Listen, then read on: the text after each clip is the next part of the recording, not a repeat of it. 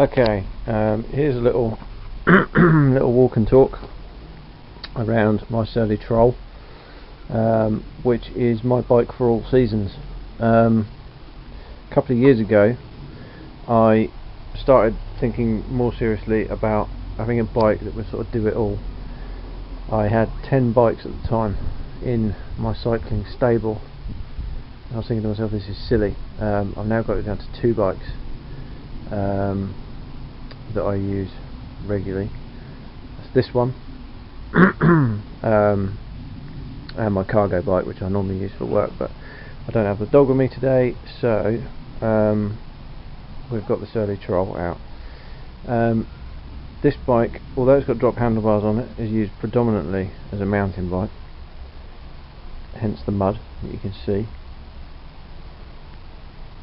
It's currently in road mode though, so we've got some Schwalbe Hurricanes tyres, front and rear. I'm a big fan of Schwalbe tyres, Schwalbe, however you say it. The cargo bike's running a set 2,000 miles on those tyres, not a single puncture, and that bike has at times had in excess of 100 kilos on the back, plus the weight of myself, which is another 75 kilos, plus its own weight, which is 35 kilos. So yeah, they're a fantastic set of tyres. These ones are fairly new to me, obviously. Hurricanes, not sure on them yet, but early reports are good. They're a semi-slick, as you can see. So good central tread for the road. Knobbles on the outside should you need them.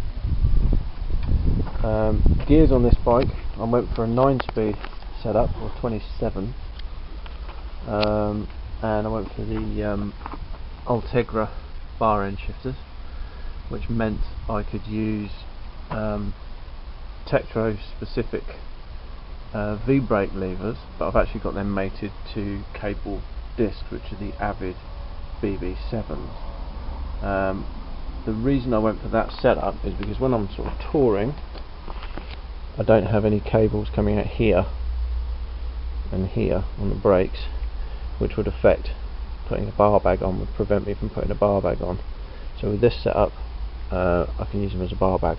The only slight drawback is mountain biking. I have to be careful with knee clearance on the end of these. What I am going to do is change these bars to a set of, I think they're called woodchucker bars, produced by Salsa, which come out at an angle, sort of like that.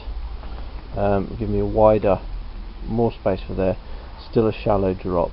Obviously my levers will come out as well, and that should give me a perfect setup. That's the only thing I'm intending to change on this bike.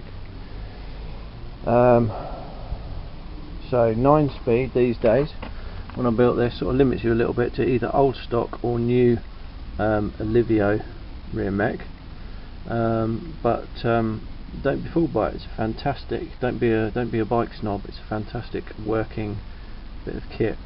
I still managed to get a Dior XT front mech. Well,